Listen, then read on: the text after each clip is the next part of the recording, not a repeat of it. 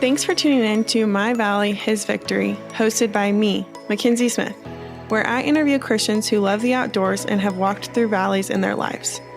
In a world of highlight reels and surface-level relationships, we all have faced hardships. I believe our experiences can be encouraging to others if we have the courage to be vulnerable. 2 Corinthians 1 says, "The Father of compassion and the God of all comfort, who comforts us in all our troubles, so that we can comfort those in any trouble with the comfort we ourselves receive from God." My goal is to inspire you to come to the Creator through His creation and connect you with Christians who have been through similar experiences. I pray that this podcast encourages you if you are in a valley and pushes you to share how God has turned your past valley into His victory. This episode is brought to you by Highlander USA. Highlander USA is the adventure of a lifetime. It is a hiking event held in Big Bear, California, June 17th through 21st, with formats from 1 day to 5 days. If you are interested in hiking or backpacking and being around those who love the outdoors, look no further than Highlander. Use code Kenzie20 for 20% off your registration. I hope to see you there. On today's episode of My Valley, His Victory, we have Amanda Still.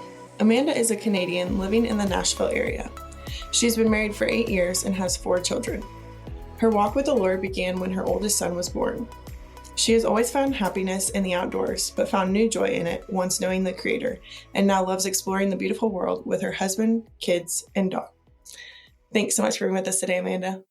Thank you so much for having me. I'm super excited to just talk about being outdoors with your family, and yeah, let's do it. Yeah, absolutely. So I know I just read your bio, but why don't you go ahead and just share a little bit more about yourself and who you are? Okay. My name's Amanda. I've been in Nashville for 4 years, married to my husband for 8. We have 4 kids.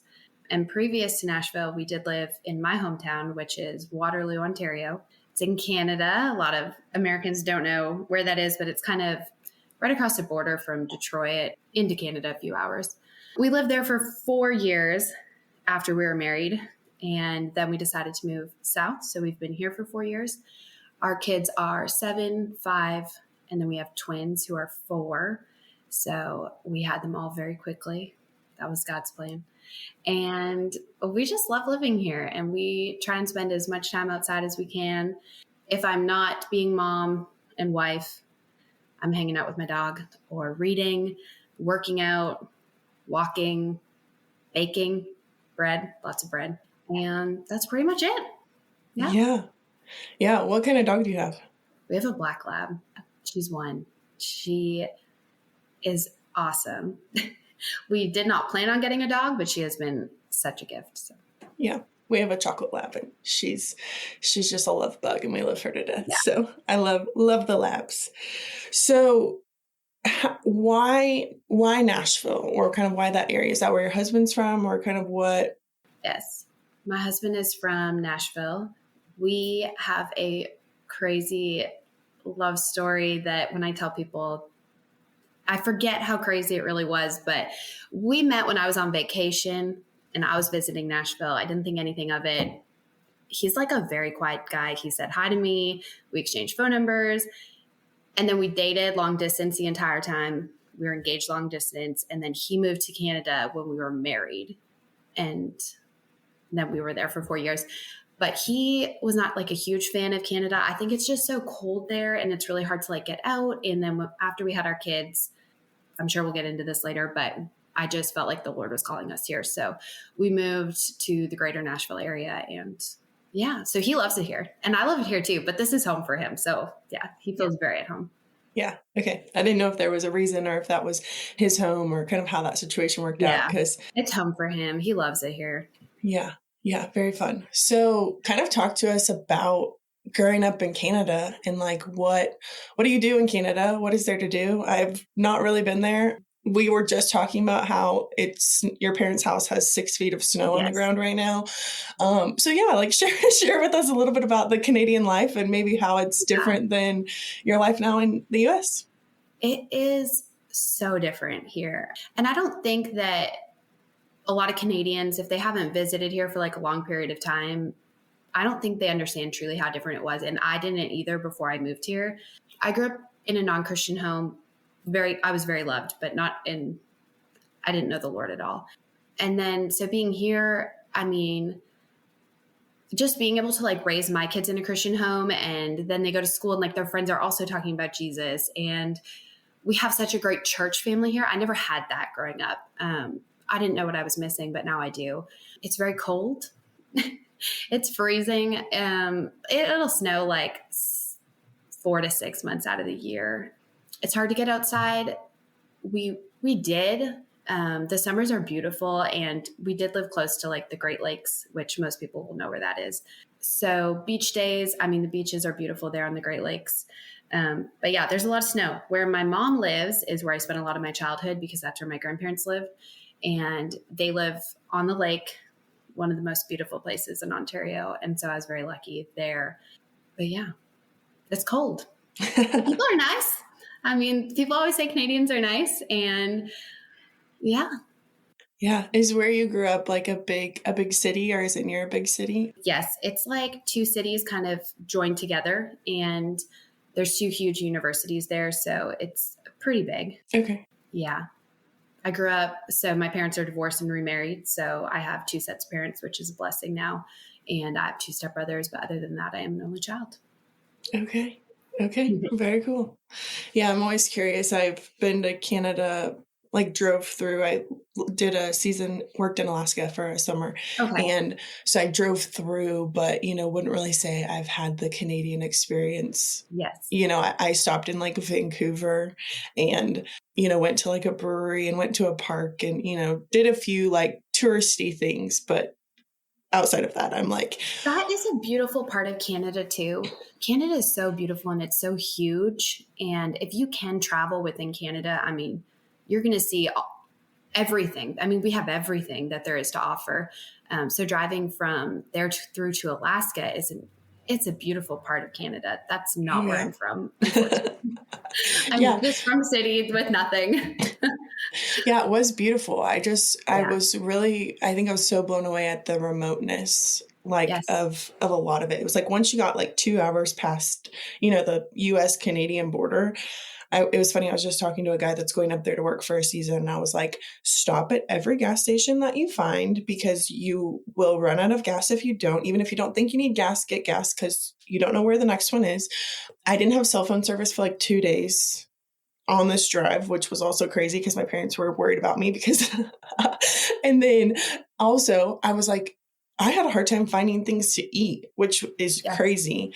But like the gas stations that were along the road, half the time weren't open on the inside. No. And there was nothing like to eat. Like there's no fast food rush. Like there's literally nothing. It's like you have maybe a tiny grocery store attached to a gas station if you're lucky. And like half the ones I passed weren't even open. Right. And so I'm like sitting here like, okay, I have a couple granola bars. You're like, well, I survive. I wasn't that worried because I knew, okay, I can survive another day even if I eat nothing. But I'm driving, you know what I mean? It's not like I'm walking or something. But there is something crazy like I don't know the exact percentage, so don't quote me on this part, but there's like 90% of the population that lives within like that part of the border, like a few hours into Canada from the US border. Yep. And then everything else is just nothing. Wild land. There might be a few towns here and there and, places to see, but I mean, once you get past there's. Yeah. I literally have a video recording of myself talking to my phone because I was recording my thoughts as I was driving. Mm. And I was like, what would happen? Like if somebody needed something out here, like I saw these little towns and I'd see like a house and then I'd drive like 20 miles and I'd see another house. I'd be like, how do they have friends? What do they do?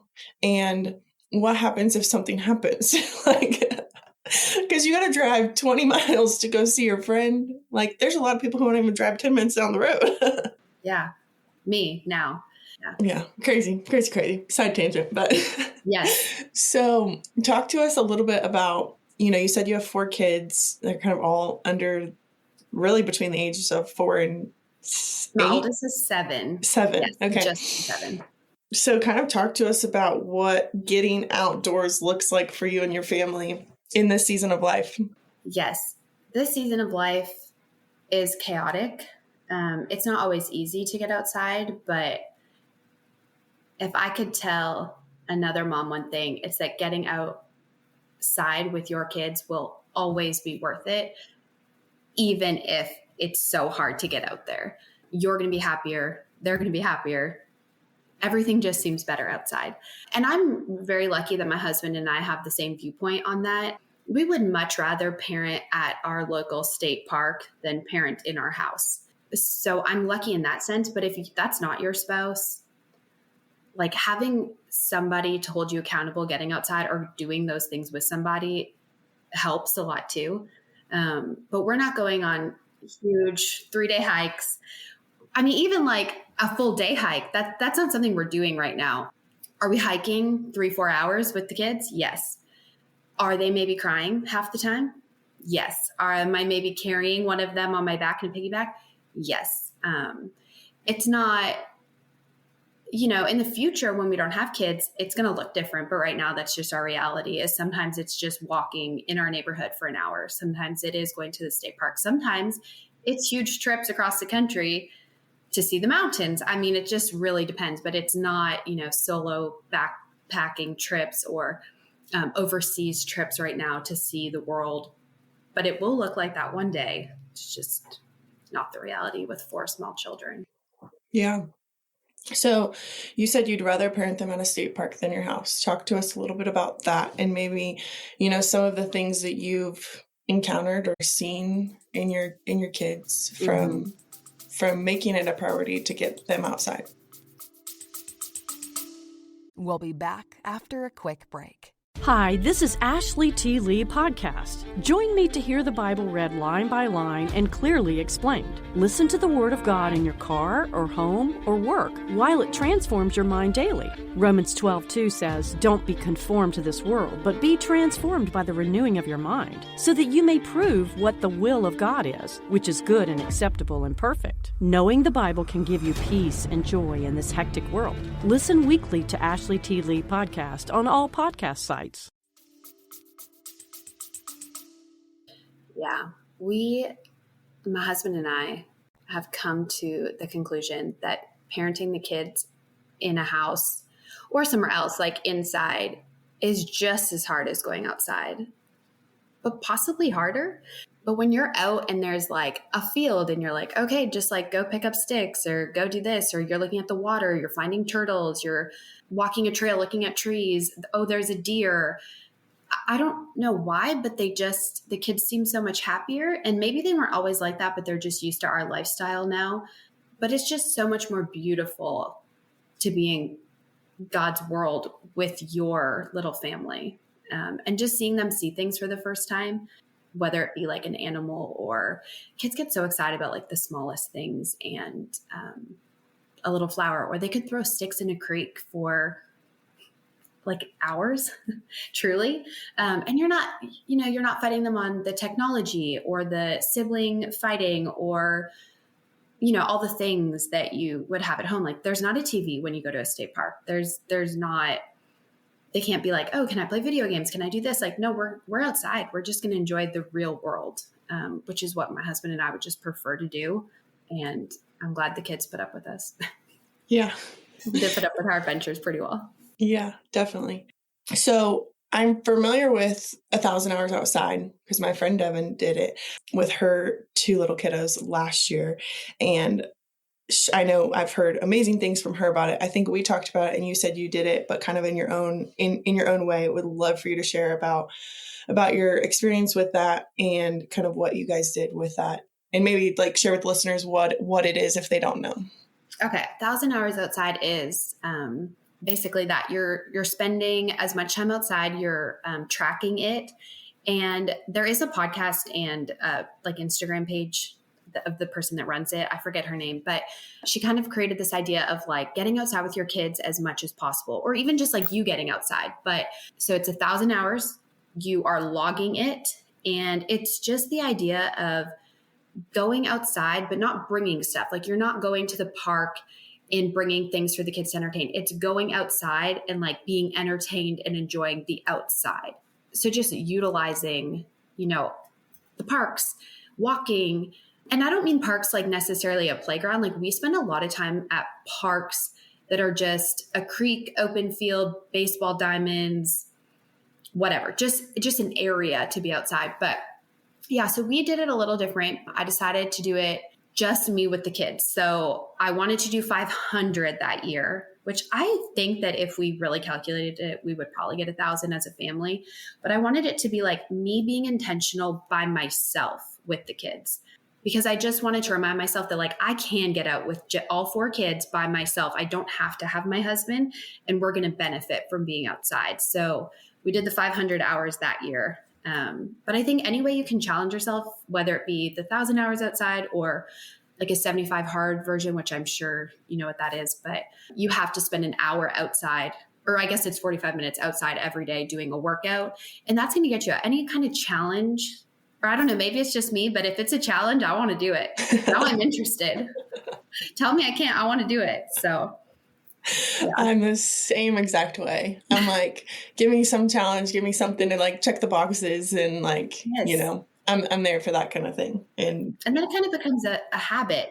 So then it does, you know, after that 1,000 hours or the next year, you may not be tracking it because it's just a habit. You're just getting outside. You're doing the things, you're just getting out there. So yeah. Well, and you've probably like built, what I've seen with my friend Devin is like, you've now built things that are interesting to them.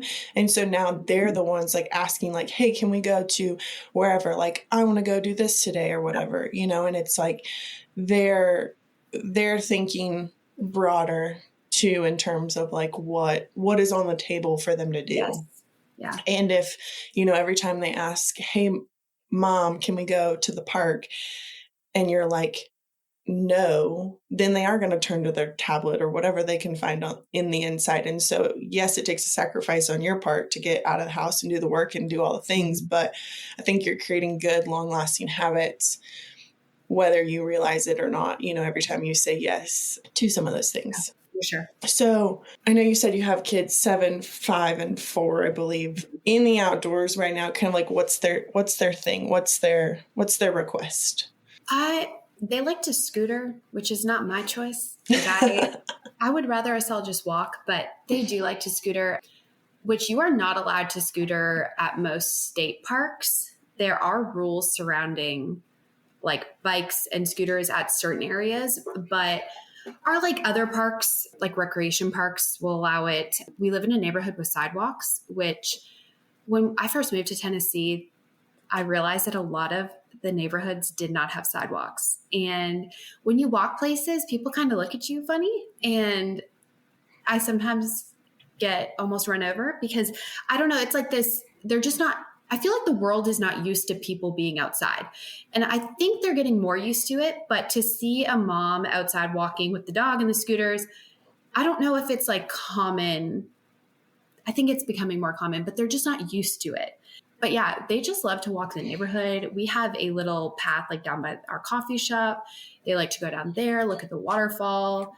They love the mountains. They like going places, seeing all the things, the beach. But I would say the thing that we do the most is just exploring in our area. Yeah. They like to see the wildlife. We're big on wildlife. Love the wildlife. Yeah, wildlife nerds over here. Hey, I love it. So I know we've talked a lot about your kids, Amanda, and kind of, I know that's the season of life that you're in, and that's, you know, that's just where you are, and you're totally, you know, leaning into that. And I love that. But I would love to kind of hear how getting out in nature and being out in creation plays a role, maybe specifically in your relationship with Christ. Yes. I always loved being in nature. Even as a kid, like I like to be outside, but I think it's different now as a believer and knowing Jesus. It just feels different for me now that I have a personal relationship with the Creator and I get to go outside and experience what He created for us to enjoy.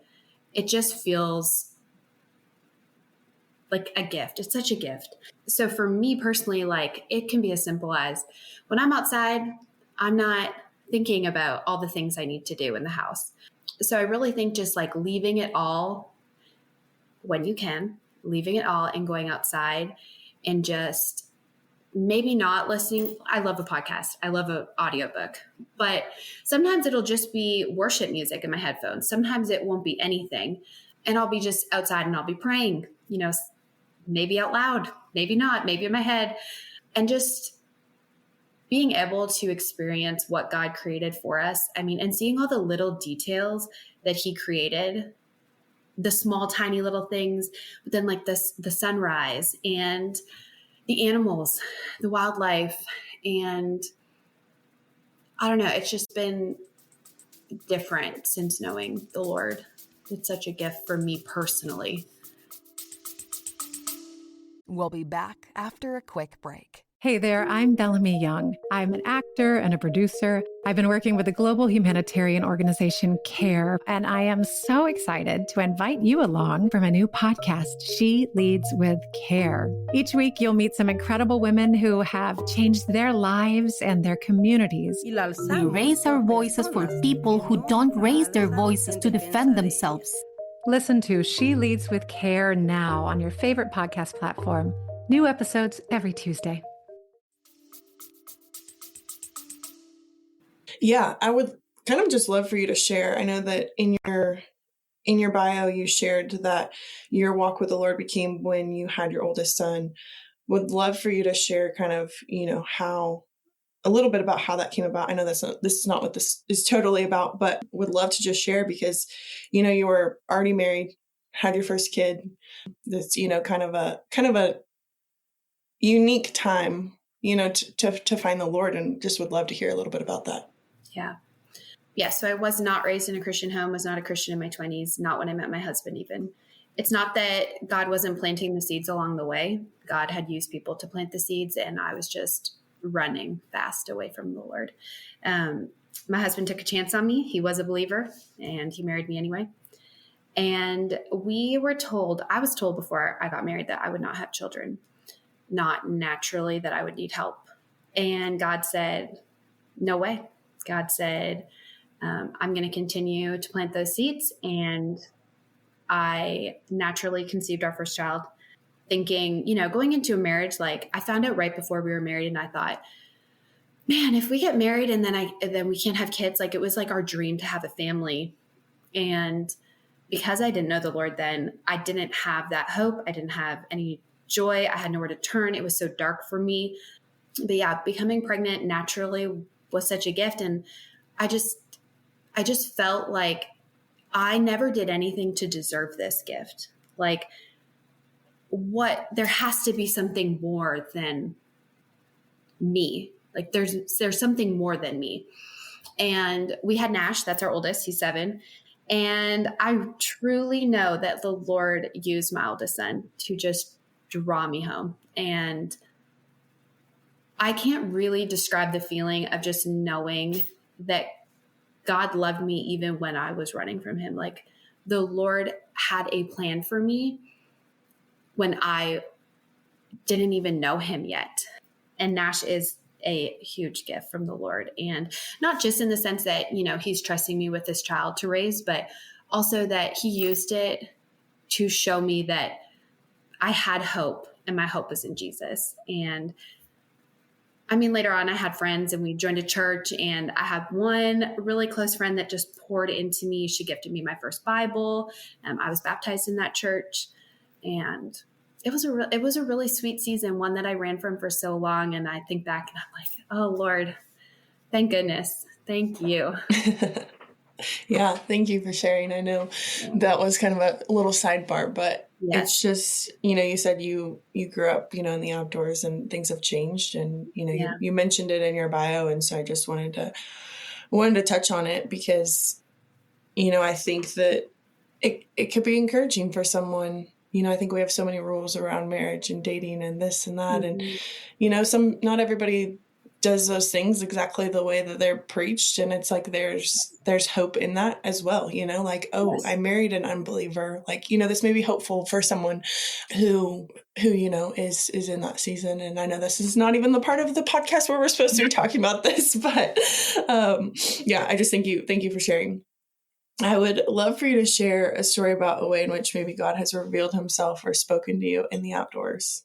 I mean, there's many ways and small ways. I feel like God is in every single little detail. And I love that. Every big detail, every big prayer, every small prayer, like the Lord is listening and he's providing every big thing and small thing. So The most recent thing that I was thinking about when I was thinking about this is last year we took a huge road trip from Nashville to Missoula, which is in Montana. And we stopped along the way. We drove there one way and drove home a different way. And on the way home, we drove through Yellowstone. And I guess I didn't really say my kids' names yet. So my oldest is Nash. My middle is Wolf, like the animal, WOLF. And then Navy and Ever are my twins.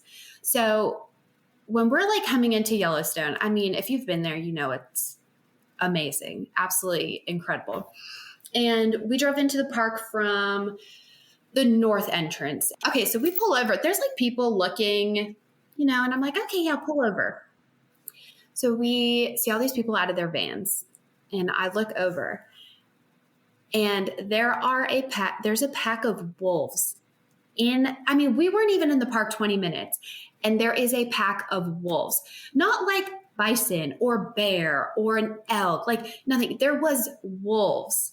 And I turned around so fast to rip my son Wolf out of the car seat so he could see these wolves in real life. That's just an incredible, detailed, it gives me goosebumps to even think about. He gets out of the car and he's so excited. We are far away enough that, we're safe. It's crazy how close people get to the wildlife, how close some of the other kids were. And that's just something that he is going to remember for the rest of his life, that's such a tiny little detail that God orchestrated for our family. It was just, we saw lots of other wildlife, but the fact that there were wolves when Wolf was there is just such a gift.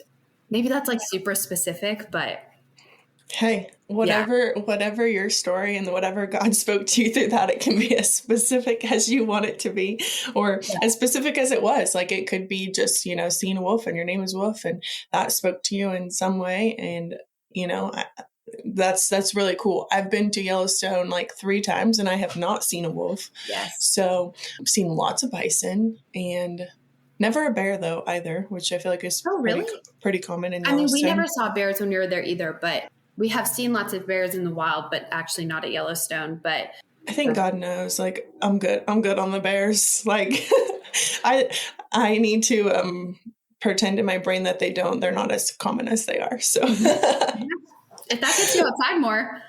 It does. It's like my stumbling block sometimes in the outdoors is the bears. And so I think God's protecting me by not showing me the bears. Yes. No, that's amazing. And yes, Yellowstone is a super amazing place. And that's just such a cool story. And that, that little seed or that little gift from God, was there.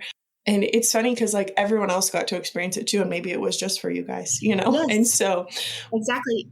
Everyone was excited to see it, but I don't know if it meant as much to the mom standing beside me as it did to me. Yeah. God he's in every single tiny little detail. Yeah, definitely.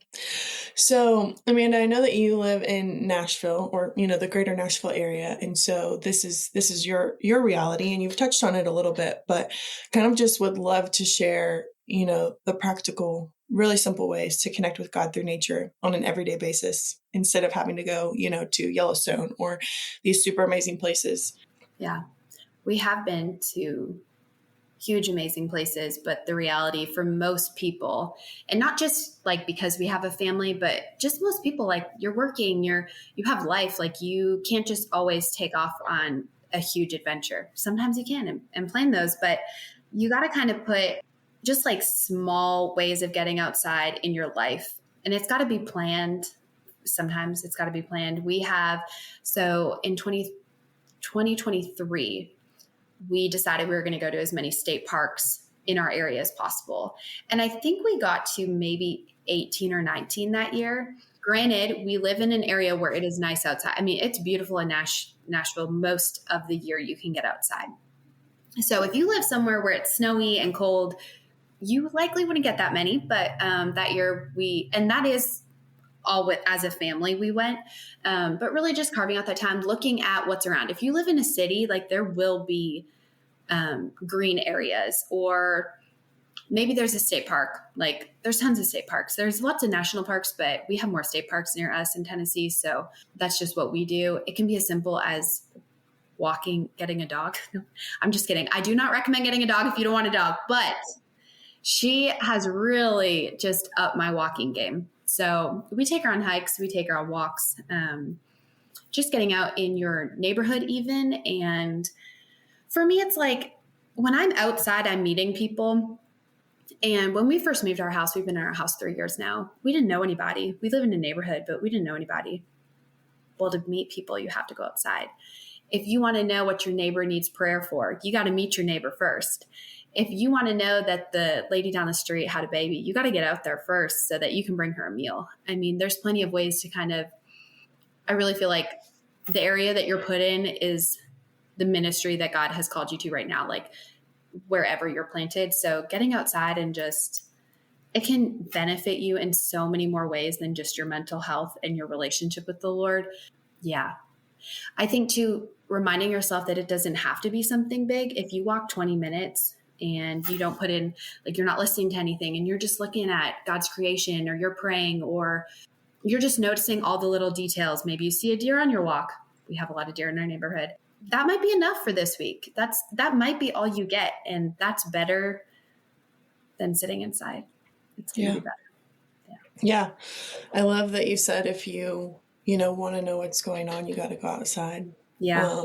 I think we're blindfolded to the fact that we think we know what's going on in the world around us because of our cell phones and, the news and all the things. But it's like, what's happening in your neighborhood sometimes is equally as important as, things going on a greater scale. And so I love that you touched on that. Like, if you want to know how to pray for your neighbor, like, you got to go over there, you got to meet them, you got to get out of your house to do that. And I think that's really, really practical. And I always love, the new, kind of change of answers to this question. And so that one stuck out to me for sure in this response. So thank you so much for sharing that. I think that you know what you said about, even if it's something small and you have to just make the decision and go and do it and get out there, and it's as simple as that. So thank you.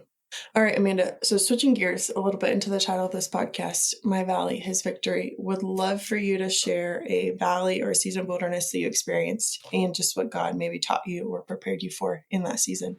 I kind of already touched on just meeting the Lord when I had my first son. So I would say that before I knew Christ, I was in a huge, dark, lost place. But I think since knowing the Lord, what's more impactful for me is that I can look back and see the ways that God has walked with me through the challenges, through the hard times, through it all. Like, the Lord has been with me. So when we lived in Canada, we were there for 4 years. Our marriage, it was hard. And we were newlyweds. We didn't live together before marriage. We had a bunch of kids really fast. And we lived in a place that wasn't home for my husband. We have actually spent our entire marriage, one of us has lived not in home, because now I live here and this is not home for me. But my husband really did not enjoy living in Canada. Anyone that knows us knows this. It's not a secret. It was not his favorite. It really took a toll on our marriage. And I spent a lot of time praying and just feeling so lost and so defeated. And I prayed every day, Lord, what would you have us do? Lord, are we supposed to be here? Lord, what will help my husband? Lord, what will help our marriage? And I would say it wasn't like just a huge valley, or like, it was more like we would kind of go like this. Like, it was like ups and downs of marriage. And we just had a lot of stuff thrown at us so quickly. And we just loved each other so much. And I think that if God was not at the center of our marriage and really helping, the outcome would have been a lot different. I mean, he was so gracious to us in just guiding us in where we should be. And I prayed constantly, Lord, what are we doing here? Lord, are we ever going to own a home? Lord, is our marriage going to be okay? God, are our kids going to be okay? Lord, is Ontario where we're supposed to be? And after COVID hit, they were pretty strict where we were in Canada. And that really took a bigger toll on my husband's mental health. Somebody who had never struggled with mental health before. And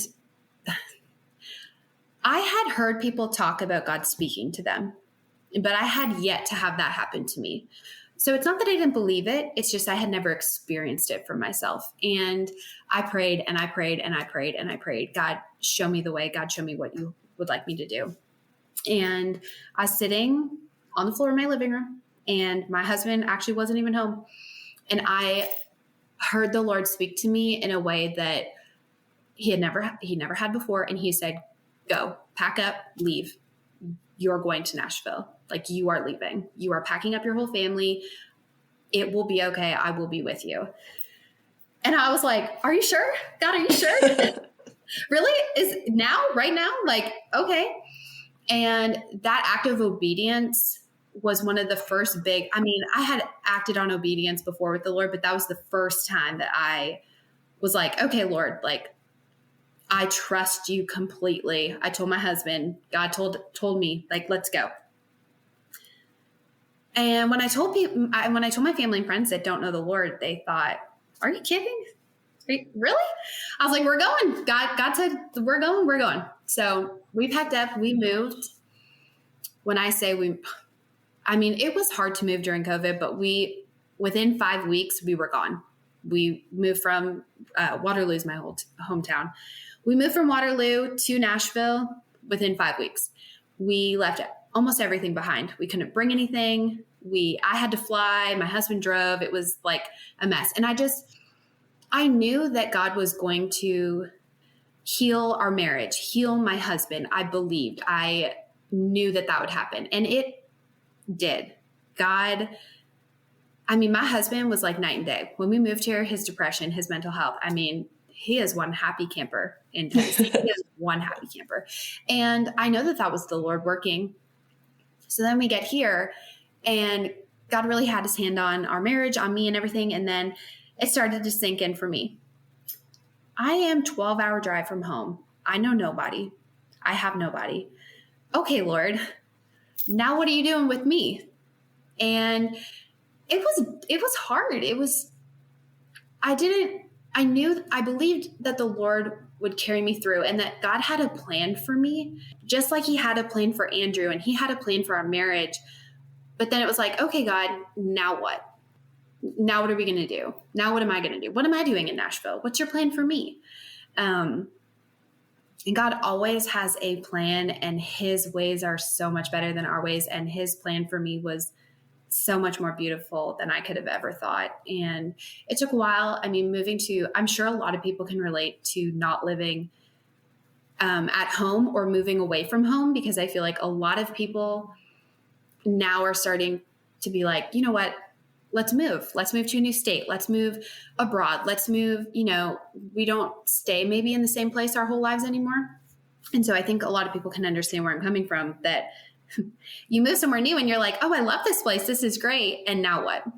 And I missed home because of immigration. I couldn't visit. So I feel like that's something that most people won't experience in their life, is you go somewhere and you can't leave. So when I came here, because of immigration, I was stuck. I could not leave America, because if I did, I might not be allowed back entry into America. So it was this like, what if something happens? This like anxiety of like, I can't even go home. I can't go back to Canada. And so I'm waiting on immigration. How long did that last? Over 2 years. So over 2 years. And you know what? In that time, like, we found our home church. We have friends. We live a beautiful life. And God has really shown me that his plan for me in Tennessee is also just as beautiful as his plan for my husband and for our marriage and for our kids and for everybody else. Like, he has me also in his plan. His plan has been so beautiful. But being stuck it's hard. And I prayed and I was like, okay, Lord, like, I need a green card. Like, I need my paperwork. I need to be able to go home. And I know exactly where I was sitting when I got the email that I was approved. We had to jump through a lot of hoops when you do immigration. It's not as easy as, oh, you just moved to America. There's more to it than that. But I just sat there and I cried and cried and cried. And we were actually in the Smoky Mountains when I found out. And we were with my family because they had visited. So that morning I got to tell my mom, hey, guess what? I can come home. And I don't know. It was just everything the Lord has taken care of. Anytime that I'm like anxious about something, he has really like just been working in everything. So after just over 2 years, I was able to go home. And I really feel like that lifted this weight off my chest of, hey, I can love it here and I can visit home now. And I live a life here that God has just blessed us, and he has shown us so much grace. And it's something more than I could have ever asked for in Canada. I don't know how to exactly describe it other than God had a plan for me and I'm living his plan. And we're not done, but like it's been beautiful. And he's really worked in our marriage and in us separately. And I would not have that hope or, if I didn't have the Lord, I just don't know where this could have been a lot more difficult if I didn't have a father that I know I can lean on. So, yeah, absolutely. Thank you so much for sharing that. And I feel like I wrote down quite a few things because no, it's okay. I like to make little notes to myself so I remember what I want to ask. So kind of, I want to go back to, you're sitting in your living room, getting this, revelation from the Lord that you're supposed to move back to Nashville. You said that you've never experienced God speaking before. You believe that he could speak to people. You just had never experienced that before. I think we could spend all day there, I feel like, because, I feel like that's one of the most like commonly asked questions is like, how do you know God's speaking to you? Or, like, well, God, these people say that God speaks to them, but like, I've never heard it. Like, what does that mean for me? Like there's a lot of, I feel like, tension in that topic, but I don't really want to land there. I want to land with like, how did you know that was God speaking? And like, how did you have the confidence to, say, okay, let's go? Yeah. We'll be back after a quick break. What's up, guys? Steve here with the Balance of Gray podcast. Do you ever feel like sermons skip the chapters you're living in? What? Like church turned into a TED Talk after a concert? Well, at the Balance of Gray, we ask real questions, wrestle with real doubts, and yeah, we leave room for some laughs along the way. Ooh. But make no mistake, prophecies are unfolding, and this isn't dress rehearsal. It's the final act. The gospel isn't a vibe, it's a rescue plan. And lukewarm doesn't cut it. From scientific proof to spiritual warfare, this is where faith is not blind. Search The Balance of Gray wherever you get your podcasts and hit follow now. That's The Balance of Gray podcast. I'll see you soon. Phenomenon is what it is. I always, and it's not that I haven't felt like God has spoken to me with other things. And I just always know that it's not something that I would tell myself. Like, that is not something I would have done. Like, I would not have told myself, okay, yeah, let's just move to Nashville. Sure, let's just do it. Like, that is not my personality as a mom of four who's like responsible. And I knew, and I feel like if it's you telling yourself something or if you really think it's God. I also think that I had prayed about it for so long. The Lord knew that I was in a desperate state. I had prayed and prayed and prayed, and I asked him for a word. That's not the only time that he has given me a word or spoken to me. And I would say every time that it's happened, I have asked for it. I have prayed. I have asked God, like, I need you. I'm desperate. I don't know what to do. Like, Lord, lead me, lead our family. Or it might be simple, like, I need a word from you. I need you. And I think that God knows we need him, but there's something about just admitting to the Lord, like, I am weak and I need you. That really builds this like intimate relationship with God that is just so important. So yeah, I really just think it's praying and asking and believing that he can. Yeah. Yeah. Well, and I love what you said there at the end. Like, you are so, desperate, and you are like, God, I need you. Like, I can't do this on my own. And I think that that humility, is really where God can work in a lot of situations. Where I want to spend a little bit more time, though, I said I wasn't going to land the plane there, because I think that this is something that I know a lot of people can get caught in, or I don't even want to say caught in, that's not even the right word, but you told your family, God told me to go somewhere, and your family's not believers, and your friends, were like, what? Like, excuse me, Seriously. because, you also said you didn't grow up in a Christian home, and you gave your life to Christ as an adult. And, now everything that you knew, or all those relationships that you have, are different in a way.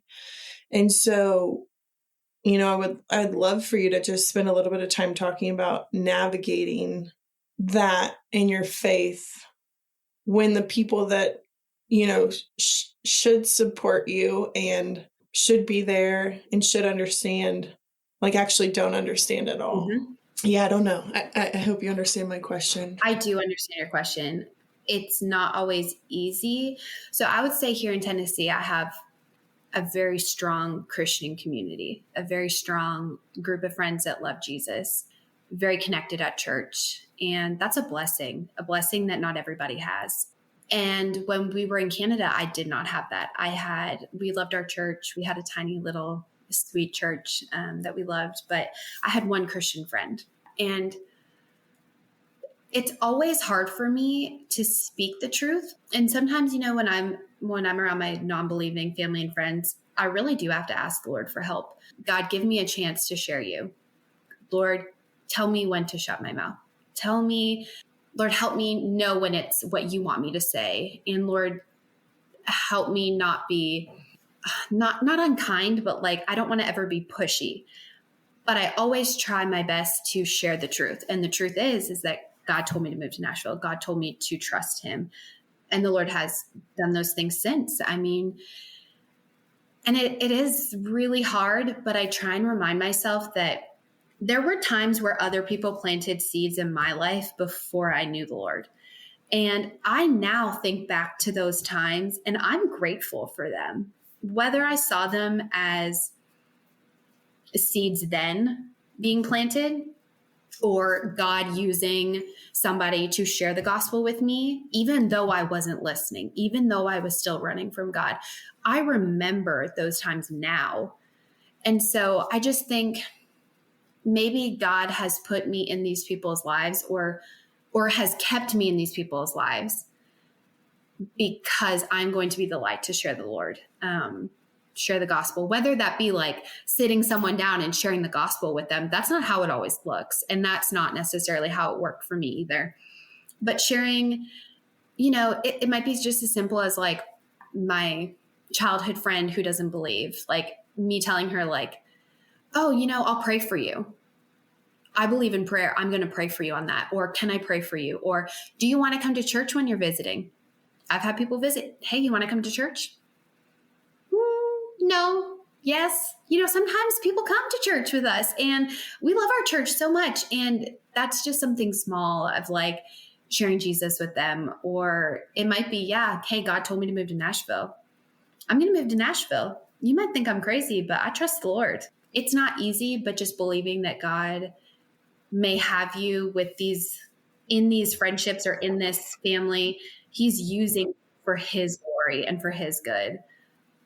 I just have to trust that, even when it's uncomfortable. Yeah. Thank you for answering that. I know my question wasn't super clear, but I just know that, I've been in a similar season. I came to know the Lord as an adult, and I've had some situations with some family and some friends where, they've just looked at me sideways about certain things, and they're just like, why would you ever do that? And so I know that this question was probably, more for me than for anyone else. But I love what you said about like not hiding the truth, but that doesn't mean that you have to push anything on them. Yes. So it's like, yeah, God told me to do this. That is the truth. And that is why I'm doing it. And that doesn't mean anything for them necessarily. And so I think that that's really important, is it's like, you're not asking them anything in that situation, and you're not trying to share the gospel or anything of that nature. It's solely just, this is a matter of fact kind of thing. And yeah. And I like what you said about, you remember the seeds that were planted for you before. And I'm the same way. I every time, I was sitting over here shaking my head like, yes. And, you just may be planting those seeds, and you may be opening the doors for them to ask some questions and to, whenever they start to get curious, like, maybe now that they know where you stand, like you might be the person that they come to. And so you've kind of opened that door. And so I think that's really helpful. And I think that's really valuable. And I just appreciate you sharing that, because like I said, I know I've experienced a little bit of that, and I'm sure many people that have come to know the Lord in their adulthood. And so, yeah, I would love for you to share, looking back on your journey, would love for you to share a piece of encouragement or a word of advice for someone who's maybe going through a similar season. You can kind of pick and choose which part you want to share on. I know we didn't touch much on the, not being able to go home and feeling stuck. So you pick which part you want to share a piece of advice about. But I think when it comes to a piece of advice, I would say that whether it is that you feel stuck, or whether it is that you have found yourself in a place that's new, I really think that if it's whatever it is that you're looking for. So for me, it was a community. Like I needed a community. I needed a village. I needed friends. Being a social person, that's just personally what I needed, but that may look different for you. You may be looking for a different job, or you may be you're going to be in a different season. But I think that my main advice would just be to know that the Lord hears your prayers, and that praying is this powerful tool that he wants us to use. And it's going to be like a conversation with the Lord. Those decisions, or praying like, I need a community, Lord, like help guide me to somebody who will be like a strong Christian friend. Lord, help me find a church that you would have me be at. And just being consistent in your prayers. Not always is God going to answer your prayers how you think that he should answer them. And I've heard it said that God will say, answer prayer, no, yes, or not yet. And it may be a no. Like it may be, no, actually that church isn't for you. That's not your community. It may be a no, but just trusting that if you are telling him that you need to be guided, he knows. He's going to listen. He's going to guide you. A practical way is just putting yourself out there. You're not going to make friends in a new community by staying in your four walls. You're not going to meet people. We think we're connected, and you touched on this earlier, because you have a cell phone, but you're not actually connected with that cell phone. You're connected to Instagram or whatever your app may be, but you're not knowing people. You're seeing what they want you to see, and you're posting what you want them to see. So putting yourself out there, and whether that be in our area, we had like mom walking groups. So you know what? I went and I knew nobody. Or like a mom's night out. I went and I knew nobody. Putting yourself out there for what you need and trusting that the Lord will deliver it. You're not always going to be in your comfort zone. God is going to occasionally ask you to step out in faith, and it's going to be scary and not comfortable, but just trusting him and knowing that he has a good plan for you. Yeah. Yeah. I think on that note, just the being bold and, going and searching for what you need.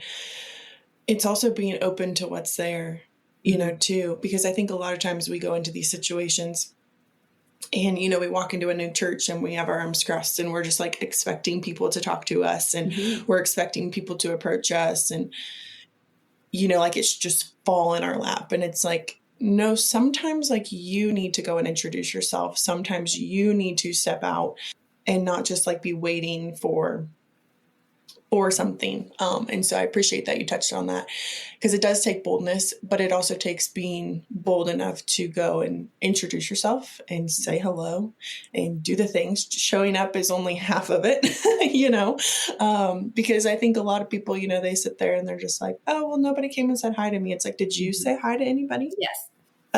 No. Why would I do that? Well, you're there to meet people, right? And so I think that's always an important piece of the puzzle, is just be bold, go, but also be bold and say hello, introduce yourself, and all the things. So, Amanda, thank you so much for just being here and for sharing your story with us and walking us through this experience. I know there's a lot of different layers of this valley that I think that someone can relate to, from being in a new place, knowing nobody. I don't know how many people can relate to the, being stuck and not being able to go back to where they're from. That's kind of a wild piece of this that I also never thought about whenever you were sharing your story with me. I don't wish it on anybody. Yeah, that would be a hard unique part. Situation. Yeah, with like no timeline either, because you said, just up to immigration, the government just. Yeah, that's wild. And just, listening to God, being obedient to what he's saying, even though it doesn't fit what you want, or, it's like, oh, my husband gets everything he wants. What do I get? That's challenging. And so I just really appreciate you walking us through that and sharing all of that. I would love for you to share, just to close out, just how listeners can connect with you, whether that's social media or whatever that looks like for you. Yes. I do share a life on social media, Instagram. My Instagram is Amarie still, AMARIE still. I share our adventures and our trips and our small walks around the neighborhood with our dog. Yeah. And that's pretty much the only place I really am. The only place I have time for. Yeah. Hey, that's okay. If not, I'm in my kitchen, so whatever. Yeah. She's got bread. We didn't touch on the baking piece, but she's got some bread. Yeah. So if you are a mom who needs some encouragement getting outside with your kiddos, or just need someone to chat with, so reach out to her. And just thank you so much again, Amanda, for being here. Thank you. This is so fun. Thanks. Thanks so much for listening to this week's episode of My Valley, His Victory. If you or someone you know are interested in being on this podcast, please email myvalleyhisvictory@gmail.com.